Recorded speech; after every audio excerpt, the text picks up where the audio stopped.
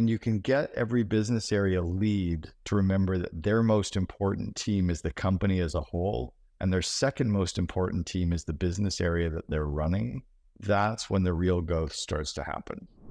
Our role as CEO is to be the chief energizing officer.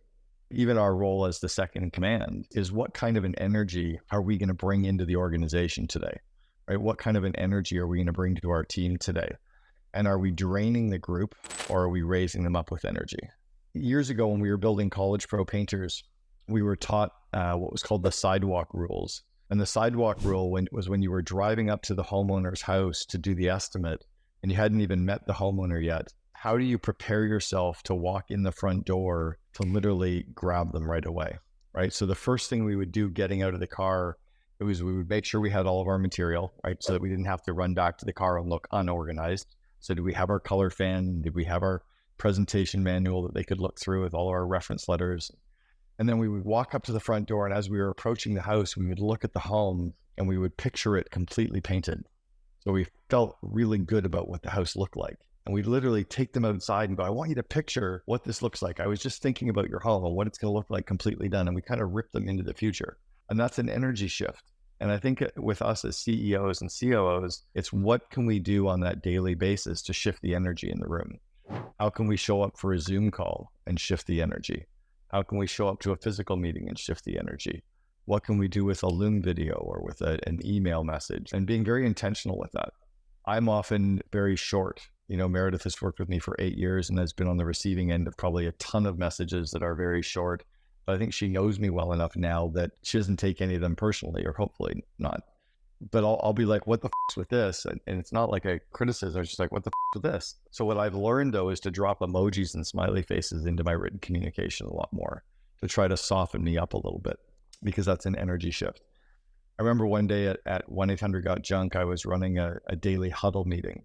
We've ran daily huddles for years, and I got frustrated because at the end so there was a section called Good News where we would share kind of updates and projects that got completed and somebody's birthday, or somebody would read a snippet from a customer service email.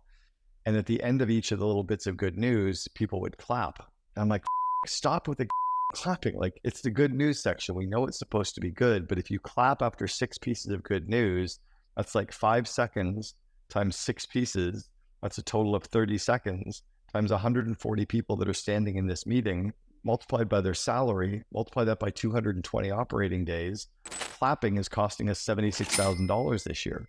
And I kind of delivered it in the wrong way, and it sucked the energy out of the room. I was right in trying to show them but what I could have done was said, hey, I want to show you guys a cool exercise I was thinking about. I was thinking about the cost of meetings and how we can actually be more efficient in a company.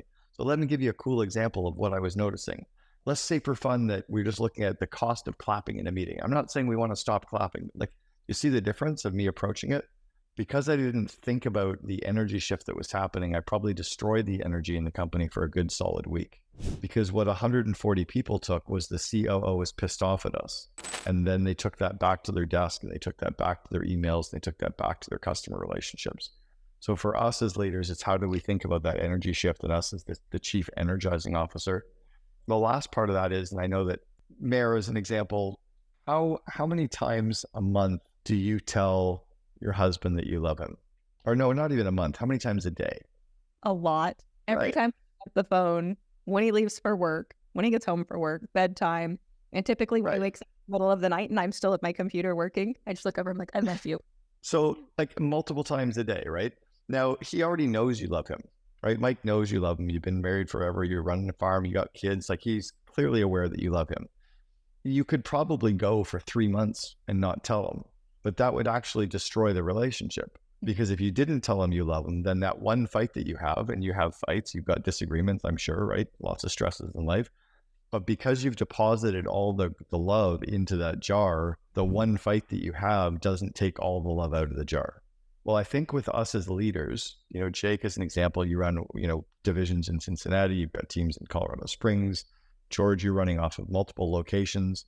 When you go into a location and you show people with love the stuff to fix, the stuff to clean up, how to sell better, how to deliver more marketing, how to upsell, how to price better, all the good, normal, absolutely positive things that we should be showing them, If you don't tell them what they're doing well and show them what they did a great job with and thank them for living a core value and praise them for the 3 things that were last time that look great this time, all the stuff that they should already know, if we don't remind them of that and show that praise and love bomb our employees, what they feel like is we're never going to be able to please you.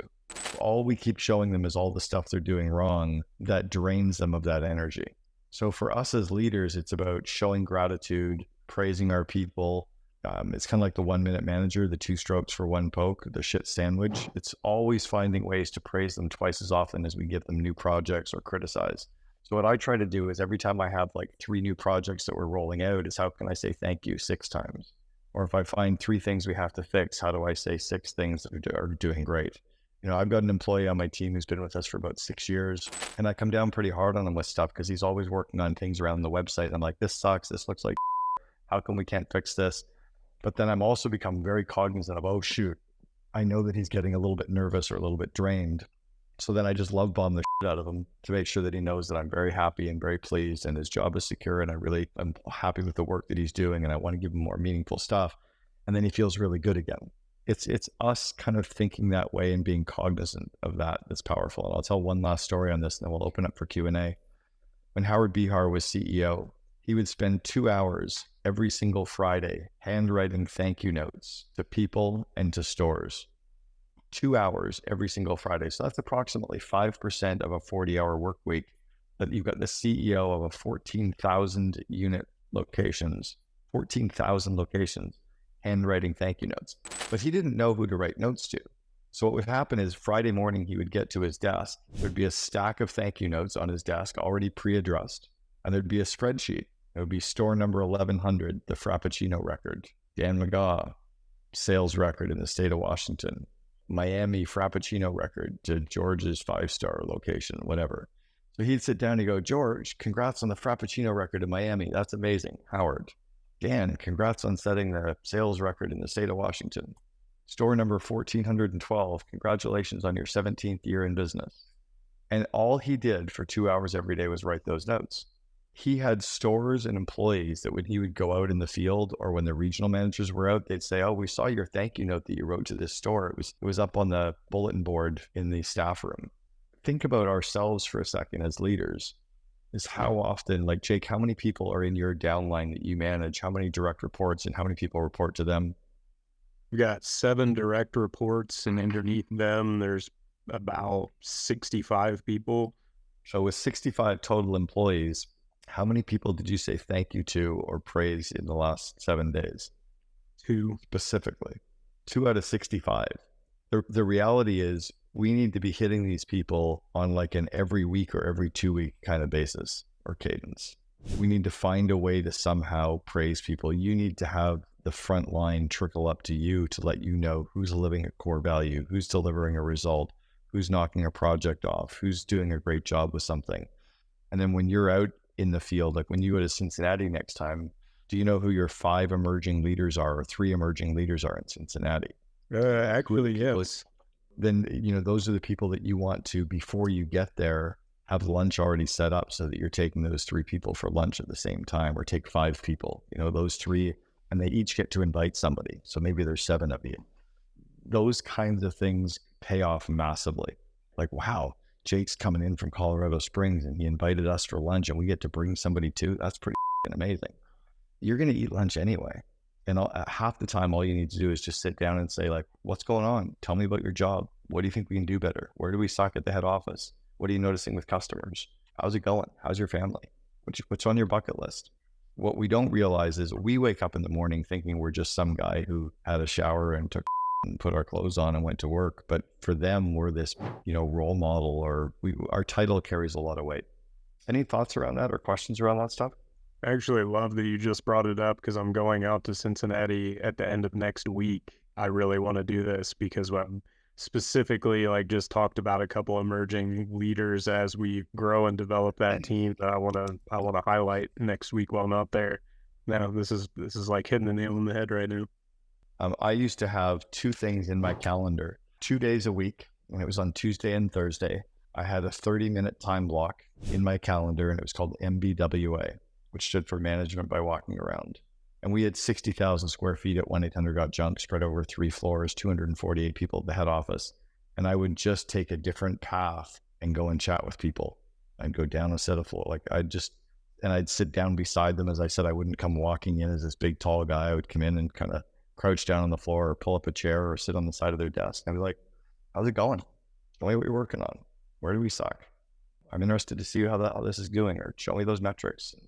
But that different path through the office connected me with the whole team. The second thing that I did was every Wednesday, my EA set up a lunch for me and 5 people at a Greek restaurant a half a block away from the front door. And we would literally walk around the corner, and it was me with a person on each side of me and 3 across from me. And one day it would be all women. One day it would be all guys. One day it would be all marketing people. One day it would be all IT people. One day it would be a mix. One day it would be all new people. But it was 5 people every Wednesday for about 18 months. And it was just me doing a skip level to be able to ask questions and listen and talk about stuff that we were working on and just get to know people and connect with them. And it worked out pretty well. What other questions have we got? I did have a question going back to even like the managed by walking around. I naturally, going back to your point in regards to like size and making, not be intimidating, right? Like naturally, I'm covered in tattoos, so I can be naturally intimidating through that. But one thing that I always try to focus on, and you talk about this managed by walking around, right? Is how do we make ourselves, one, more approachable so people feel comfortable being able to tell us bad news, which like at the end of the day, the CEO always hears everything last. But even in that situation, like when you're walking around and talking to different team members, how do we consistently make it so that they feel comfortable confiding in us or being able to tell us bad news? Like, are there things that you have seen that have helped do that, right? Because like I'm a pretty overall nice dude. Like I'm very patient. Like I'm not the type of, I'm covered in tattoos and may look intimidating. I'm a big teddy bear. But at the same time, it's really hard to tell your CEO that you're maybe 2 levels away from, hey, this shit's on fire over here, right? Like, how do you maybe always encourage that? Okay, so there's a couple parts here. One is how do we, seem more approachable? And then the second, how do we kind of keep that kind of open doors that people come to us? A third part is how do we do it when we're remote, right? How do we do it when we have remote teams? How do we build this kind of open door culture and this approachable culture and love bombing people when we're over Zoom and we never see them? One thing on the tattoos part is I would cognizantly, fairly often, either in groups or one-on-ones, go, hey, I notice I'm all tatted up right now. I just want you guys all to know I'm pretty lovable. I'm a big teddy bear with tattoos. Just kind of do the pink elephant in the room, right? Like you just did with us. It's amazing when you just humanize everything and just kind of laugh about ourselves in it. And because that's not going to diminish you as a CEO, it'll humanize you as a person. One thing that I think has been pretty amazing for us over the last 15 years is the advent of social media. Before social media, none of the employees knew anything about anybody that they worked with. Now with Facebook and with Instagram, they can actually see a little bit of our lives, right? They can actually get a little bit of our humanity and they can kind of see who we are and what we are. So I think being very open on social media is for sure a good one, right? That's something that can be very powerful. I'll share something with you that I share publicly is I've written a vivid vision for my company, but I've also written a vivid vision for me as a person. And then my wife and I have written a vivid vision for our marriage, and we share those with everybody. So imagine if you wrote a vivid vision for you, or if you have one for you and your spouse, and you actually rolled out who you are and what you're working on. That makes us very approachable.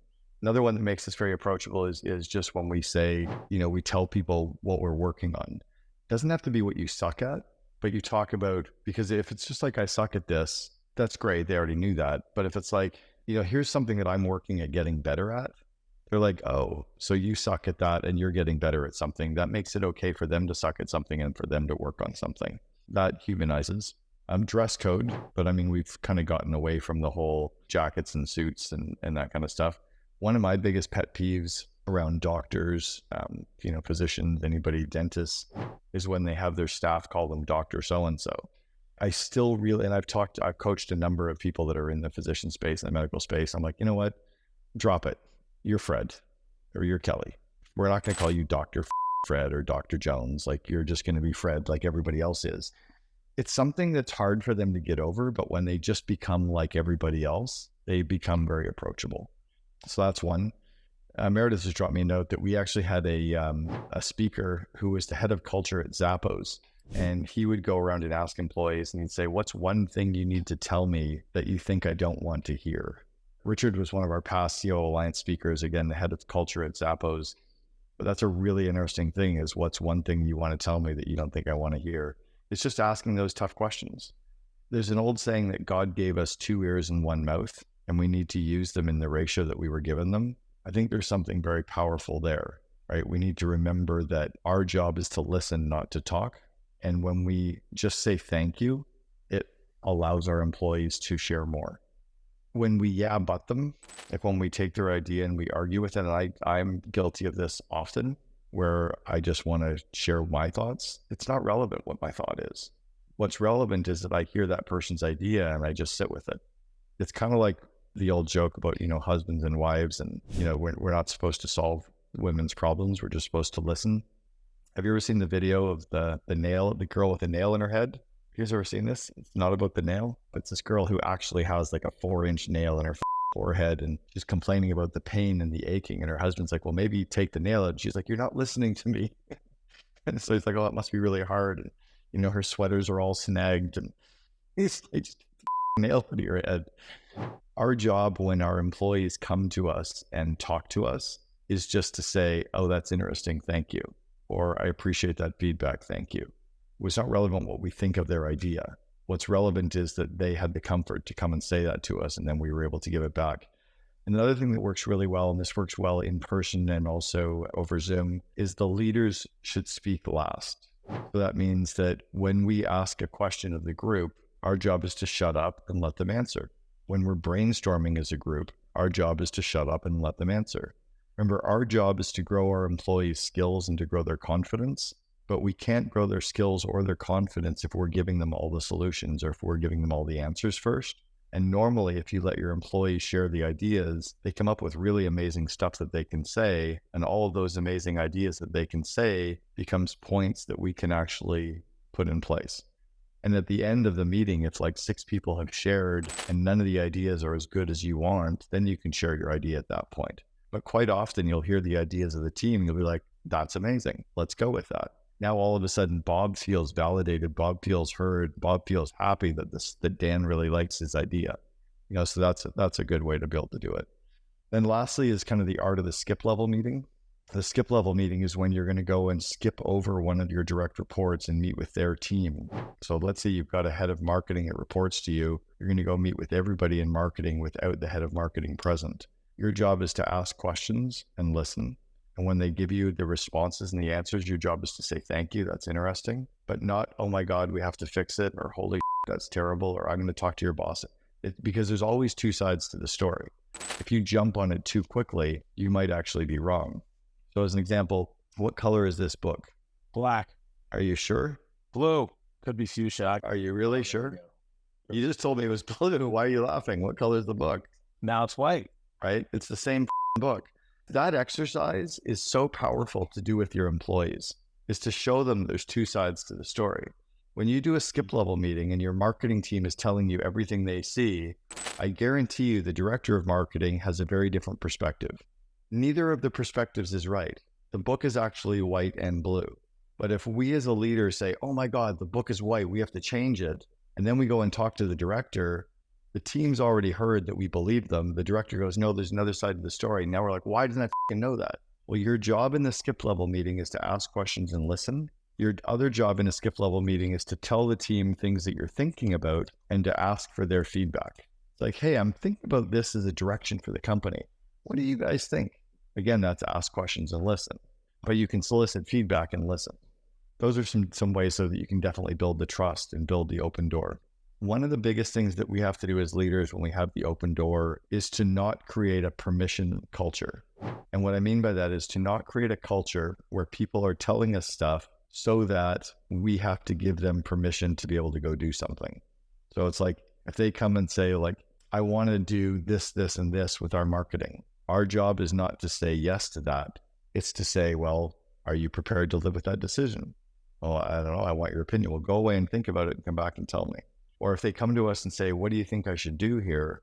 Our job isn't to give them the answer. Our job is to be able to say, what do you think we should do?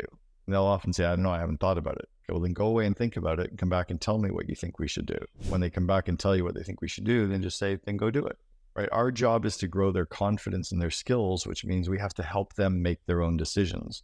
We have to help them go think about stuff and make the decisions. We also have to help them to make decisions based on their core values, based on their roles and responsibilities, based on the budget approval that they've got. People have to be able to make their own decisions. So years ago, I had somebody that I really wanted to hire. I had a VP and a director that were kind of intimidated by this guy in the meeting, and they said they really didn't want me to hire this person. And I realized that the person's culture was so strong that these other two were kind of intimidated by him. So I went and talked to the CEO about it, and he said, well, you're willing to stake your job on it. Would you really hire this person when they said no? And I'm like, I'm willing to stake my career on it. He goes, then hire him. Like, if you feel that strongly, then make the call. Instead of him telling me what to do, he basically just asked me the question. I think that's something that we have to do as leaders with our team, is grow their ability to make decisions and grow their confidence to make decisions and not make the decisions for them. Let me tell you the Starbucks story, and then we'll open up for some more questions. So years ago, this mentor of mine was being groomed as the COO at Starbucks, and the CEO called him. The same CEO, Howard B. Har, called my mentor, Greg, and said, Greg, why is the letter B on the sign at 50th and Wallingford in Seattle not working? Greg said, I don't give a shit why the letter B on the sign at 50th and Wallingford in Fremont's not working. Howard said, well, you should. Greg said, no. The leadership question that you should be asking is not why that letter is not working. And Howard said, well, what's the leadership question? Greg said, the leadership question you should ask is, what system do we have in place to ensure that every letter on all of our signs at all of our locations is always working? You know, George, you think about with 5 Star, it's like, why didn't we upsell that customer?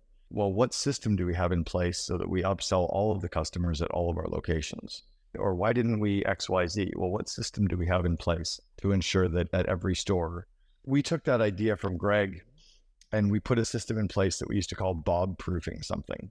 Now, we had a franchisee who was the first franchisee ever at 1-800-GOT-JUNK. His name is Bob Hartle. Great guy.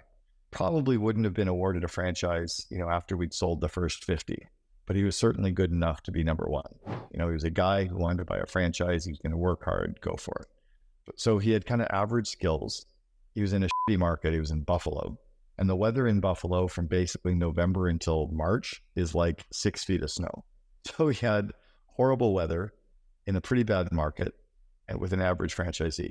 So what we wanted to make sure was that we had the systems in place that Bob's worst employee in February in Buffalo could execute the way that our best person could in our best market. That was like a system that we put in place. So those are things that you want to think about inside of your company, as the systems questions. I believe it was Dan or maybe Jake that mentioned, how do we make ourselves more personable with our team? And it's easier said than done, and it's difficult, right? Because we started this conversation with 6'5" and being intimidated, and I realize that with my kids as well. When you approach them, if I get up in your face, it's gonna.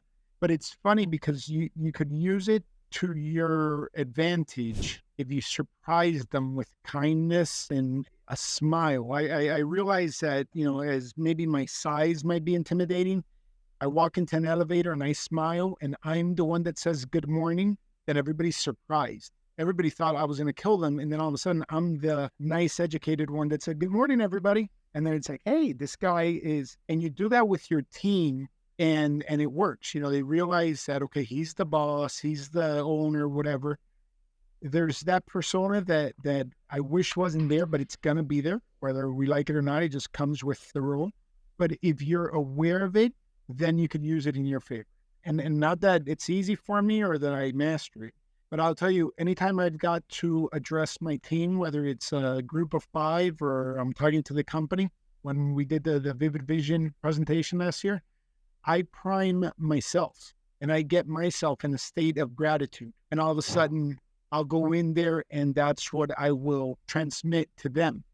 And I think I shared with you, Cameron, when we did the presentation last year of the Vivid Vision, you remember we did that survey that you taught me to ask one question, and we scored, did the presentation, and then I ran the survey again and we scored higher. And I used that like reassurance to myself that we had delivered it in a proper way. So anyhow, I guess what I'm trying to say is, it doesn't matter what's in our mind, what stresses we have, taxes, a lawsuit, bills, whatever. When we go address our team, we need to prep ourselves. And just yesterday, I was having a meeting with some upper management. It's easy for me to nitpick and find areas where our stores could and should be doing better. But then as we had been doing that for a little bit, I said, all right, now let's bring it back and let's think of 3 things that we're grateful that our team does have. And then we ended up naming off like, I don't know, 7, 10 of them. I don't know how many. And that's something that I want to adopt for every Monday. Before we talk to our management team, maybe the upper management team should, in our pre-meeting, one of some things that we're grateful, some talents that they have, so that when we pop up under Zoom, I think our body language, our facial expressions, our energy will be different. And I believe we'll get a good return on investment on that. So again, not that I master it, but it's just challenges that I've recognized that I need to constantly manage myself on.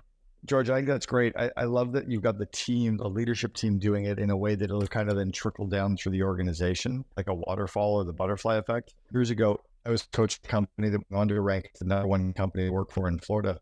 It's called Blue Grace Logistics out of Tampa. When I was coaching Bobby, at the leadership team level, they'd started to break into silos. They started fighting and kind of pointing fingers at each other, and they weren't gelling as a team. So the second thing that we did was get at every meeting that the leadership team was present at, each of the members of the leadership team had to say thank you to someone else on the team that they were grateful for, or someone else in their business area. So it might be like, hey, George, I know you run marketing. I wanted to say thank you to Kelly, who works for you in marketing, because she crushed it on XYZ. Then George might say, that's amazing. Thank you. I wanted to point out to finance because somebody in finance did something for whatever. It was that one gratefulness that they had to find. And it wasn't like sometimes one business area didn't get any, but it was saying thank you and being grateful for another business area at the start of every meeting. They did that every week for 52 weeks. Massive changes in the company. The first thing that we did was I gave them a kind of an analogy. Who watches football? So Dan, favorite football team? Steelers. All right. So we got Pittsburgh Steelers. Let's say you've got the left tackle, right? He's on the defensive line, left tackle. What's his most important team? I guess for the Steelers, you've got the offensive team, the defensive team, and the special teams. What's the most important team for the left tackle? The Steelers. The Steelers. The problem with most companies is the head of marketing thinks his most important team is marketing. It's not. It's 5-Star Jewelers. The head of finance thinks their most important team is finance. It's not. It's 5-Star Jewelers. The head of operations thinks the most important team is operations. It's not. It's 5-Star Jewelers.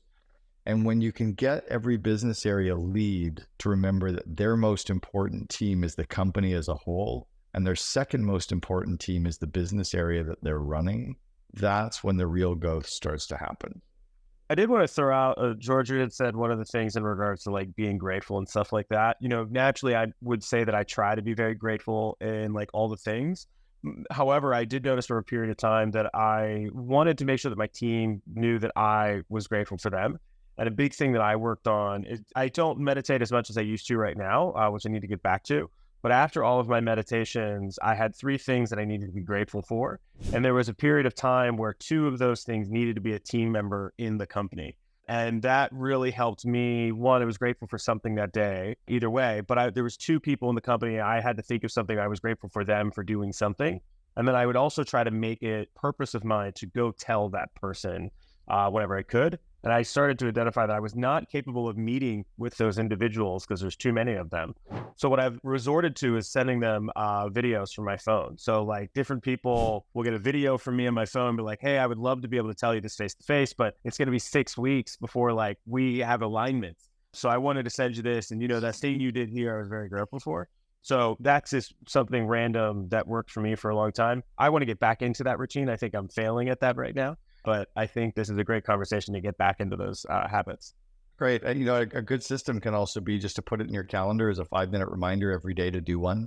You do one a day, or to have your assistant line up. But I worked with Marcelo Claret, who is the CEO of Sprint. I was coaching Marcelo, and I was also coaching Jamie Jones, his COO, for 18 months.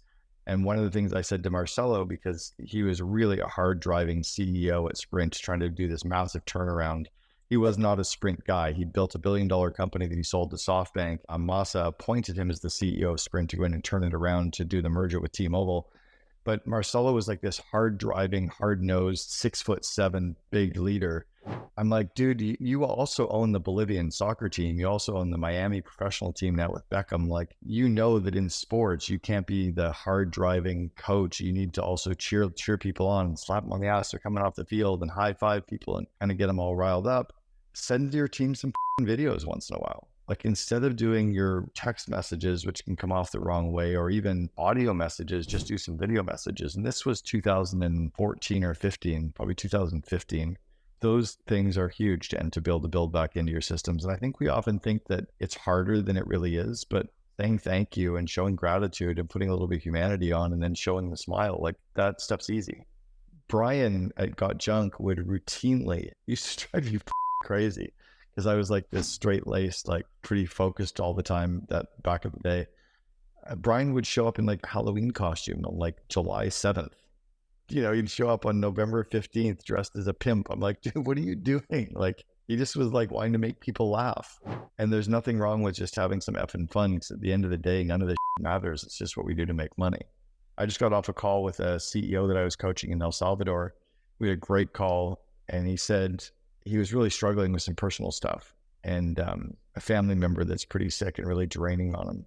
And I said, I need you to remember something. Like, you're the CEO of a company and can afford to spend whatever you want to make this problem go away. And it's still emotionally draining on you. But imagine Kelly, who's a call center agent that's going through the same thing. Or imagine Dave, who works for you in finance, that's going through the same thing. And no one cares about them, and no one's actually there to help them remove the obstacles. So I think it's important to remember that every employee on any given day is probably struggling with something, either a personal issue, an issue with their kid, an issue with a spouse, with money, farm animal that dies. There's always something out there that is going to have to weigh on people. And it's for us as leaders to be very cognizant that our people are struggling and to care about them. If we care about our employees and really care about their personal lives, they're going to go through brick walls for us to build the company, mostly because there's nobody out there who's actually caring about them the way that you end up caring about them. So it's just a huge opportunity to be very cognizant of that and try to bring that into a day-to-day in kind of all of our interactions. We got a question that's kind of going to shift the conversation a little bit, if that's all right. Yeah, it's more around like branding. I'm kind of curious what other companies have done in regards to branding. So at Wishing You Well, we did right around 60 million in 2023. We're slated to do about 85 this year. And we have essentially like zero branding whatsoever, zero marketing whatsoever. Us on the leadership team, we have the idea and the thought that, yes, we're kind of at that stage where we need to start investing in marketing and really starting to get our name out there so that anyone that we ask can tell us what it is that sets us apart. Right now, if we ask someone, no one really knows. Our website doesn't do a good job of explaining that. We're kind of battling right now between like a grassroots sort of a thing where it's more referral based and we've got our sales team just like knocking on doors and reaching out all the time and investing that way versus like spending money on advertising and marketing, really like probably bringing in a marketing agency to help us develop that. Right now, it's difficult because we can't say the ROI, and that makes it really hard to justify the spend. And that's kind of where we're landing right now. My starting point on this would be to for sure do an overhaul of the company website. But before you do that, it's to talk to all of your customers to ask them, what is it about Wishing You Well that is important? What is it about Wishing You Well that they like? Like, really understand from their perspective what you are and what you mean, and really write it from their perspective, right? Because it is supposed to be about them, not about you. That's number one. The second thing is to remember that at least on our company websites, nobody has time to read all the information that we put in front of them. So really think more like Apple and really get it down to the critical few words and the critical few points. It's one of the things I've worked the hardest at on our COO Alliance website is just cutting stuff and cutting stuff and cutting stuff, like constantly cutting. I'm almost never adding. I'm just like cutting and cutting and cutting, trying to get it down to the critical few. So that would be a second one. Third is to just think about, I think you kind of touched on it, is why are you doing it, right? Is it to build the brand? Is it to build connection with your customers? Is it to gain more customers? Is it to, wrap the company up in a blue box and a white ribbon so you can sell one day? Is it to make the CEO feel good? Like, what are the reasons why you're doing the brand exercise? And then if you do it from that perspective, it'll start to make sense. As an example, I'm not sure that you should spend a second on any social media, because the reality is your customers, your decision makers aren't going to be on social media giving shit what wishing you well or Tyler says. But they might listen to press releases. It might be if you guys can generate, and I've got a great agency that could work with you guys on just PR out of Canada called Talk Shop, and they've got 100 people on their team. I know them very well. Their founder used to work for me 20 years ago. But if you could get a good PR agency doing traditional and digital PR that was B2B, that was around your industry, that could be quite powerful. What are some of the other reasons why you're thinking about it? I'd say really right now, the main reason is it's to bring in clients, but more than anything, it's to describe what it is we do. There's a million Amazon agencies out there, but every one is slightly different. And we don't do a good job right now at explaining what sets us apart from any other agency. If you look on our website right now, we talk all about our people and our culture, and that's great, but that's not going to get someone to sign a deal with us to work with us necessarily. It's like icing on the cake, right? I went to this is back in the Got Junk days. I went to probably one of the most boring conferences in the history of boring conferences. It was called Waste Expo. It was a 5,000 person conference for garbage company owners. Like, it's all these 6'7" mafia guys talking about garbage. It was horrible.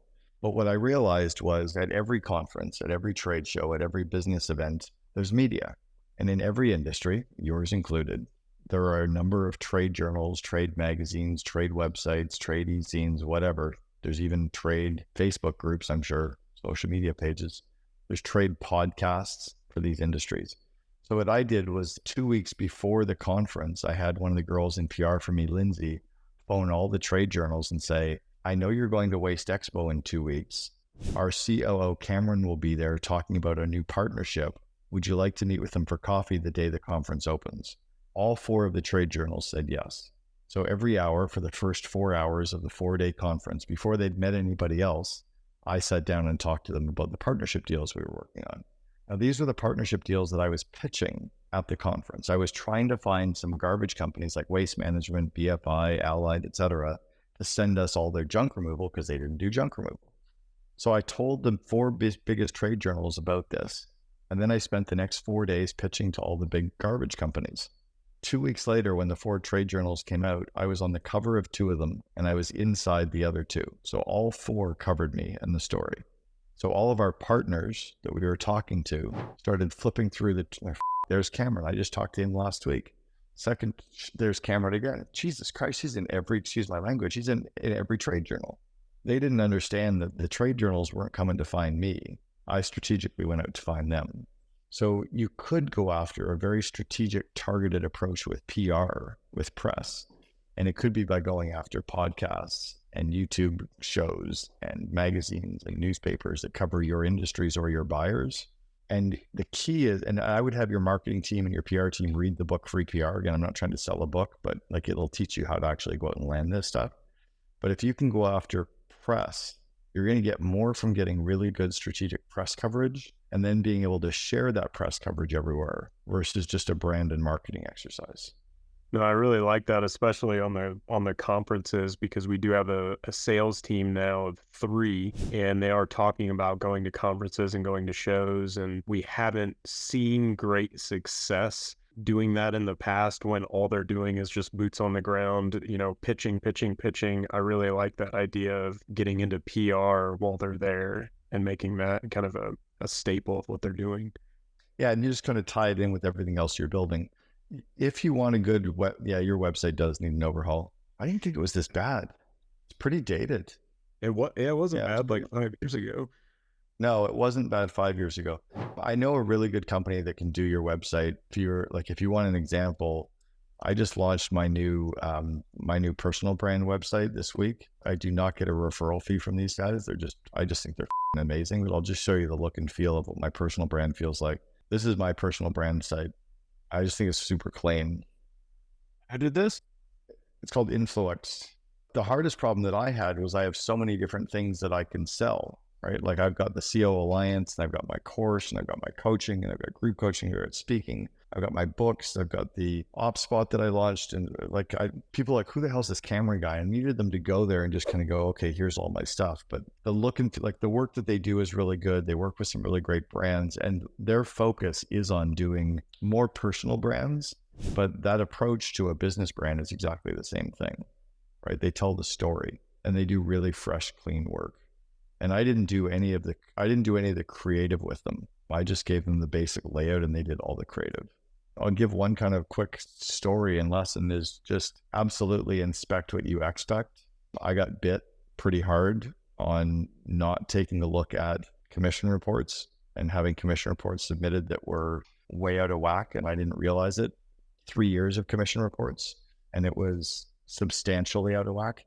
And it was just because I wasn't sitting looking at it that they were able to slip by on a consistent basis, and I had no system to inspect what I expected. I think it's important to make sure that in every area of the business we have that, whether it's, are we delivering to our customers the way that we want? Are our customers being treated the way that they want? Is the onboarding of our people the way that we're expecting it to be? And it's really kind of thinking about that and digging in. One sec, Archit. Years ago, we were really struggling with what was happening in our call center. We had about 140 people in our call center. And so Brian and I made some ghost calls, and we called the call center and listened, and we just had terrible responses, did 3 or 4 calls. And so then we called one of the best airlines in the country, which is kind of the southwest of Canada, called WestJet. And we had amazing responses, 3 calls in a row with WestJet. And we're like, we need to go fix stuff. So we went in and we talked to our quality assurance team. We had 4 full-time people whose job was to listen in on phone calls all day. We said, show us the quality assurance reports you fill out. They had an 86-point checklist of things that they'd listened to on a phone call. It was a 4-minute phone call, and they were listening to 86 things. We weren't picking the phone up on time. We weren't wowing the customer. We weren't asking for the order. We weren't handling objections, and we weren't leaving the call with a hug. The 5 most important things we weren't doing, and they're measuring 81 others. So then we went and met with the managers of the 10 different business areas in the call center. We said, how often do you look at the quality assurance reports? They said, we don't really. They're kind of useless. It's impossible to really pull any trends when they're measuring 86 things. What do you do with them? Nothing. We had 4 full-time people who were doing work that nobody was using any to work for. So we literally canceled the 86-point checklist, and we kept the 4 people, and we made them listen to 5 things on every phone call. And within about 3 weeks, everything changed in the call center. We were wowing customers, our sales went up, our call word. So it's about thinking about what do you need happening, and then are you really doing that stuff, right? How do you inspect what you expect? I have a quick question. I'm about to get on a plane, by the way. The question is, I'm having a hard time convincing one of my direct reports to fire people. I'm pretty proactive about it, so I think I set a good example, but they don't follow me. And I'm very worried of myself firing him because he's not firing them. So what should I do? Has he ever fired people before? Just one in the last 18 months, and barely firing. The guy left after a conversation. That's often been my experience, is when people are nervous about firing people, it's often because they've never done it before. And when you get to a certain point that you've fired people, it gets easier and easier. It's never fun, but it's never enjoyable, but it's easier to do. So sometimes it's just a coaching situation. If they've fired lots of people and they're not doing it, then you really have to sit down and you actually need to show them the data. What I like doing is having all of the members of the leadership team review their teams in front of the rest, and you review them based on results and core values. So on a simple matrix, a 4-box matrix, you rate them on results from 1 to 10, high results at the top, low results at the bottom, and then core values from 1 to 10 on the core values side, and you rate them there on the core values side.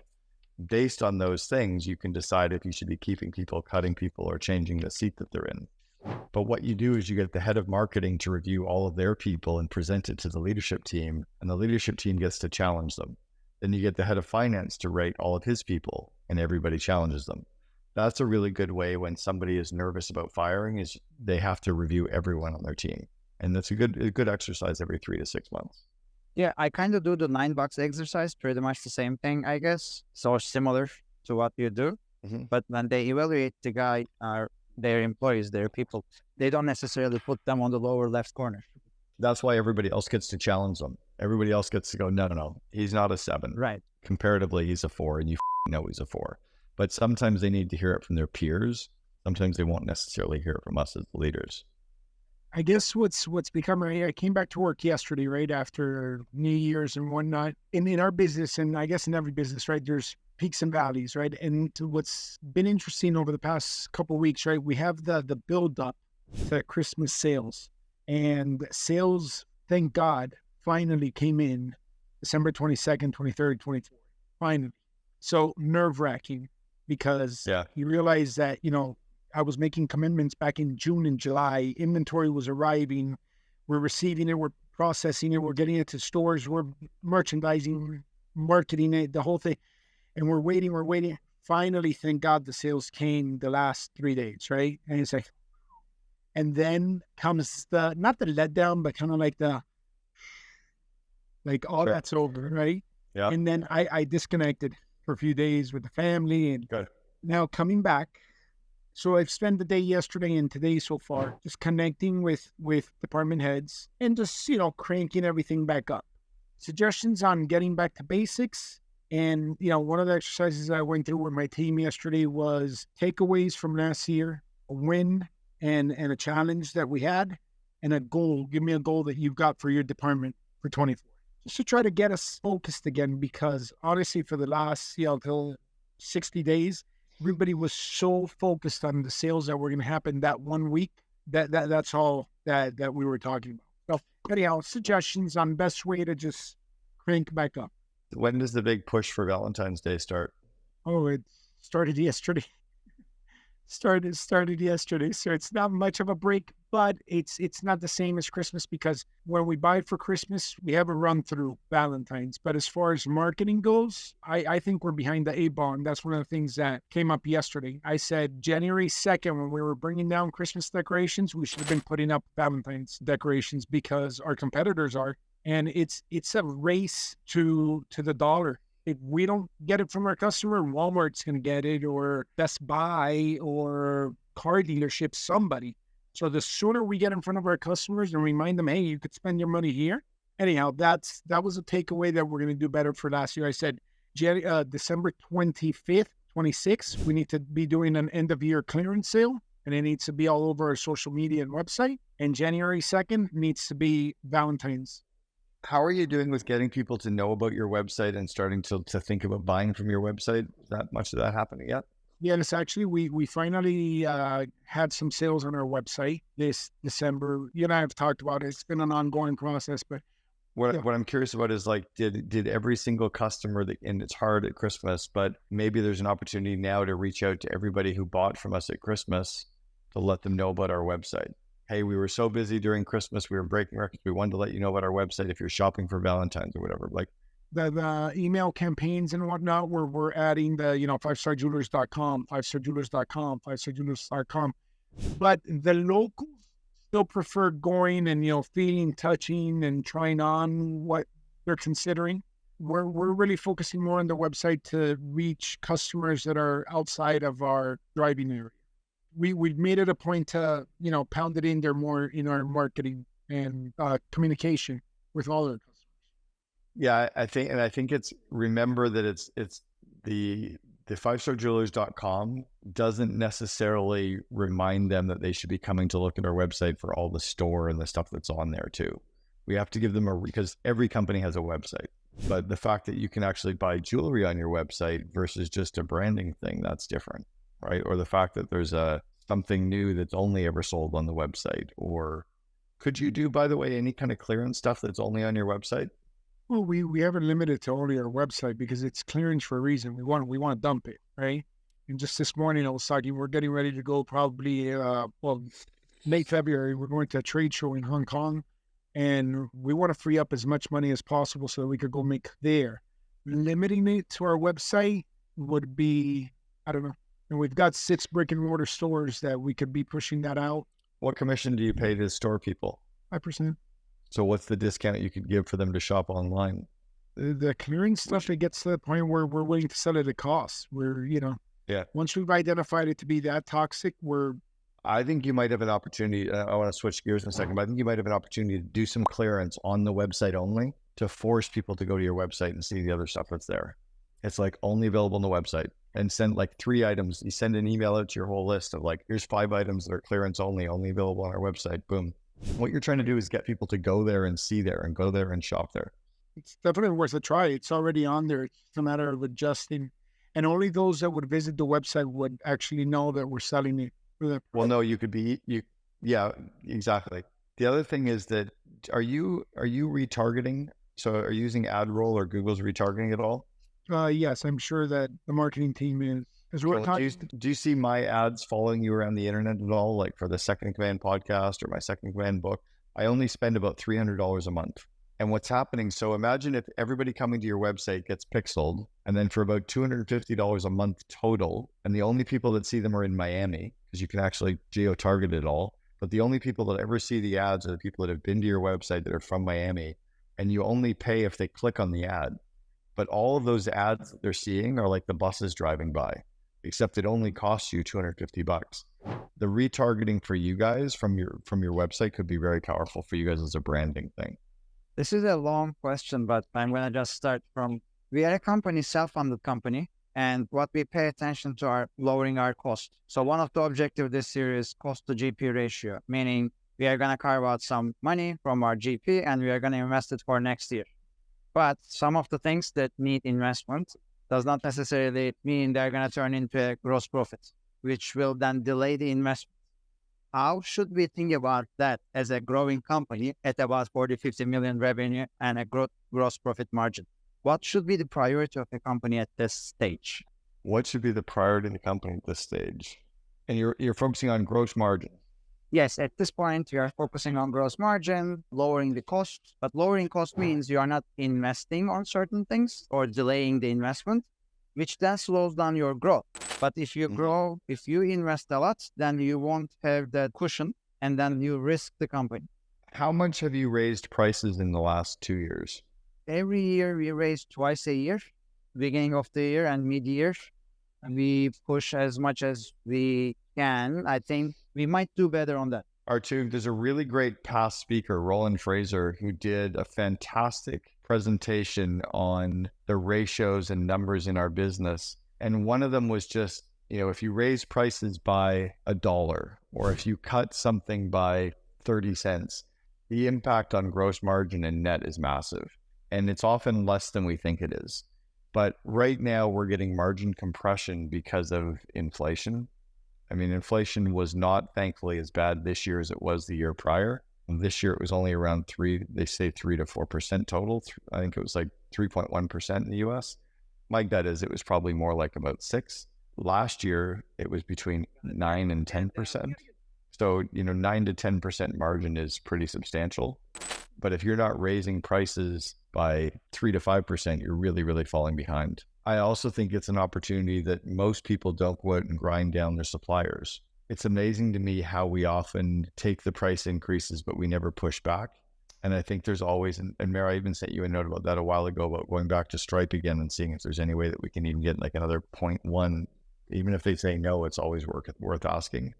But whenever we go back to suppliers and try to negotiate, there's often room there. One of my EAs 20 years ago called FedEx, and with one phone call negotiated a 30% discount on all of our FedEx, which was about $300,000 a year. So she was saving us $100,000. And I said, how long did it take you to make that happen? She goes, 1 phone call. And I kind of looked at her, and a half hour later, she came back to my desk and she goes, I got us to 35. So there's often room when you go out and actually cognizantly decide to look across your supply chain and look across your different suppliers to get some different expenses tightened up. It's often there. Who are you using for payroll for credit card processing right now, R2? Well, we don't normally get payments through credit cards. We invoice them, they send us the money.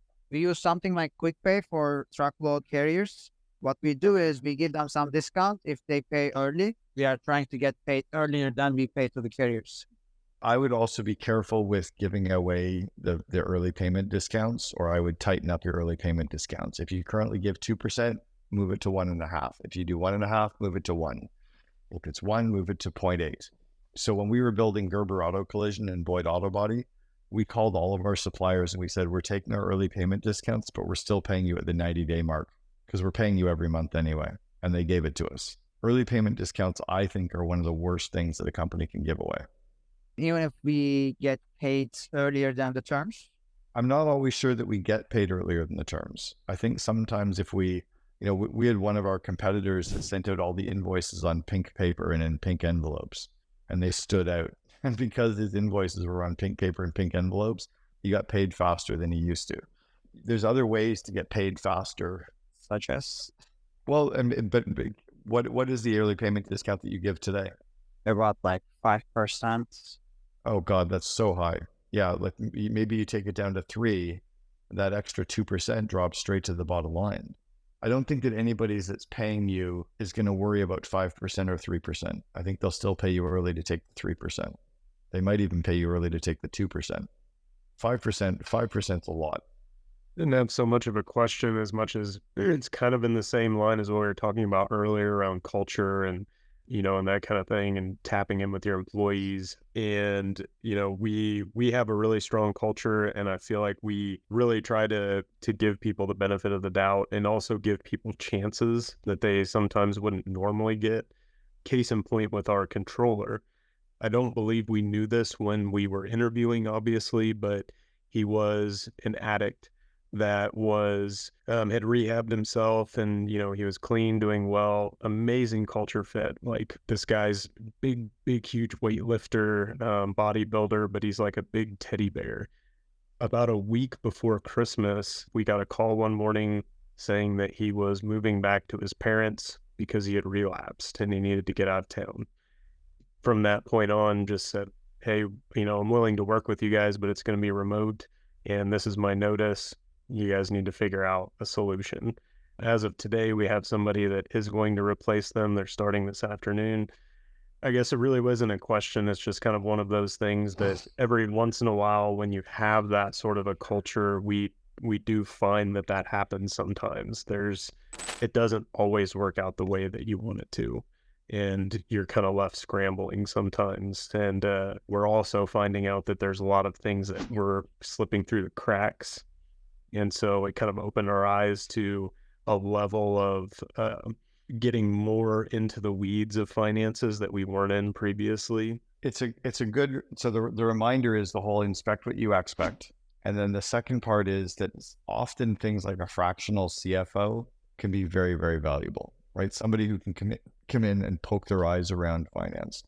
If I had a fractional CFO taking a look at my business, they would have spotted the commission reports issue 3 years ago. If I had actually delegated it to somebody, they probably would have caught it 3 years ago. But at the size that you guys are at, so they were your head of finance, and were they a controller or director of finance, VP finance? What was their controller? There's a great opportunity for you guys. There's a couple of really good fractional CFO firms. 2 of them are partners in the COO Alliance. Happy to introduce you if you email me. One of them has about 80 or 90 different fractional CFOs, and they can actually come in and oversee finance. They can help you rehire your head of finance. They can help you do all the inspections around everything. It's really, really powerful at the size that you're at, where you don't necessarily need the $250,000 a year CFO, but to pay a fractional CFO company $5,000 a month to come in and actually oversight and help with the onboarding of this new person, help with the recruiting and interviewing of the person, help oversee the systems could be very powerful for you guys. I think that's what we're thinking. And I'd say the hardest lesson learned was, like, it's great to trust the team, but we have to verify also. You've got to do the trust but verify. All of those things are real, man. Every time there's a saying like that, trust but verify, it's all very real. And we all make mistakes with it. So there's that whole thing of, to err is human, to repeat it is foolish.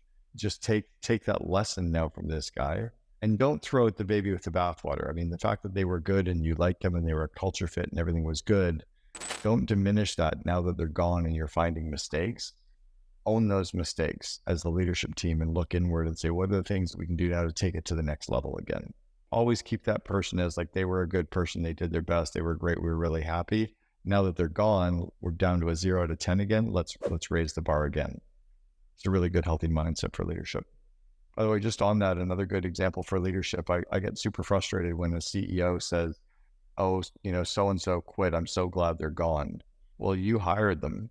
What did you miss in the interview process? What did you miss in the onboarding process? What did you miss in the training process? What did you miss in the inspection process? What did you miss in not having the right metrics in place? Like, what are the things that you missed that allowed that to happen?